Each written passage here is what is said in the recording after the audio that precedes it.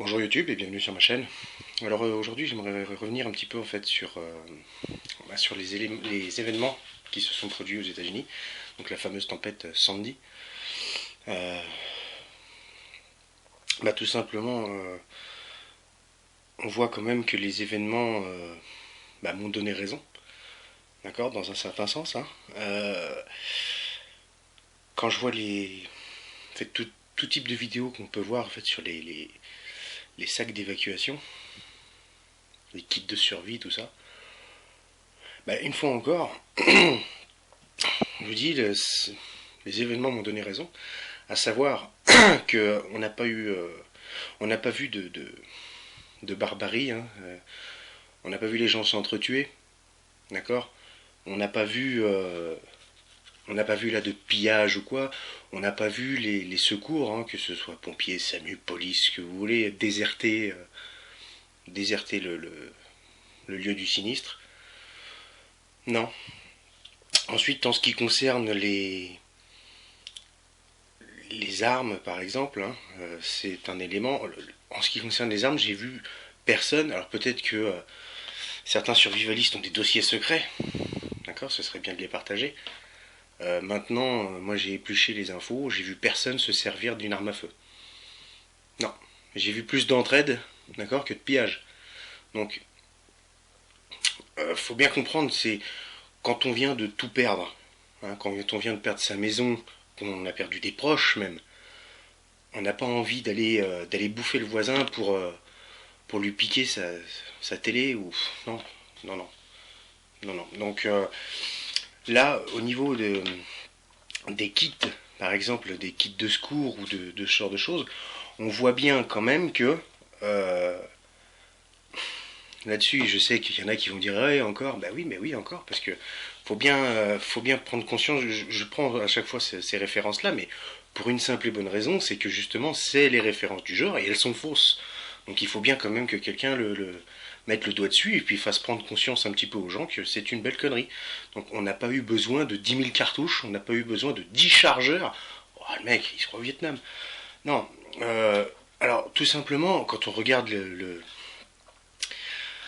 kit de secours, là, est-ce que vous croyez que sur place, que ce soit à New York, en ville, ou que ce soit à Moonachie, là, ou Moonachie, je sais pas comment on dit, dans le New Jersey ou quoi, euh, on ait eu plus besoin d'un sac avec dedans une machette, de la paracorde, un fire steel et une cape de hobbit, hein, Bilbo Saquet, ou alors qu'on aurait eu plus besoin de ça, d'une radio, qu'on aurait eu plus besoin de gilets de signalisation, d'accord, et de vêtements secs, parce qu'on le voit maintenant, ces gens sont à l'abri maintenant, dans des gymnases ou autres, d'accord, et ce qu'ils ont le plus besoin, c'est de vêtements secs, ils n'ont pas besoin de cape de hobbit, d'accord, et personne ne s'est servi d'une machette.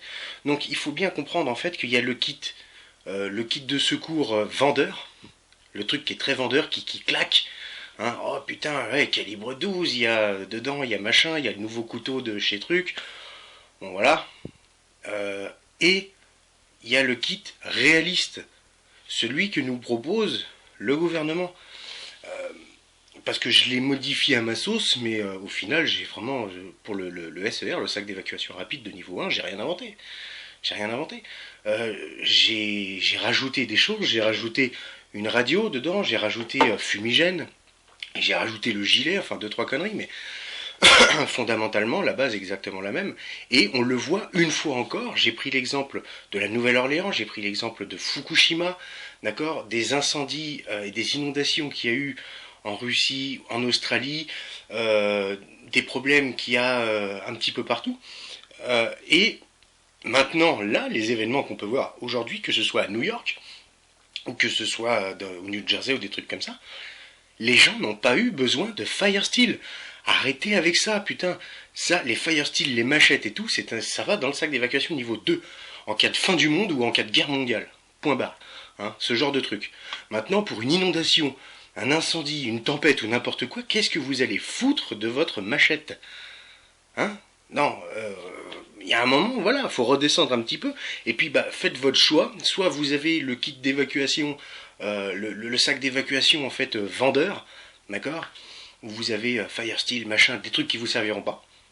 Ok. Et quand vous tomberez sur les secours, comme là ça s'est passé, d'accord, et ben vous verrez bien que votre cape de hobbit elle vous sert à rien, votre machette ou votre paracorde, ou alors vous avez un sac judicieux, on va dire, qui est plutôt réfléchi et qui est utile, où les secours avec ce genre d'outils vont pouvoir vous repérer facilement, où vous allez pouvoir prendre contact avec eux, où vous allez avoir des vêtements secs parce que vous allez être à l'abri. Donc vous choisissez tout simplement votre sac d'évacuation, d'accord, votre kit de secours. Donc voilà, là encore une fois, on voit bien que les armes à feu,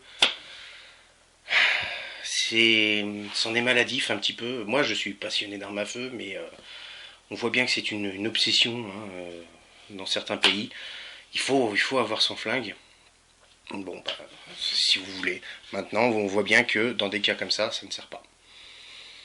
Tout simplement. Donc voilà, essayez de réfléchir posément, essayez de voir un petit peu quel est le kit le plus adapté, d'accord, et le plus réfléchi, le plus utile, d'accord. Essayez tout simplement d'avoir les kits que vous avez et de vous dire voilà, je suis dans cette situation, je suis à Munaki, je suis à New York ou quoi. Ça, est-ce que ça me sert? Ça, est-ce que ça me sert? Voilà, essayez tout simplement de réfléchir à ça. Donc, à de prochaines vidéos. Ciao.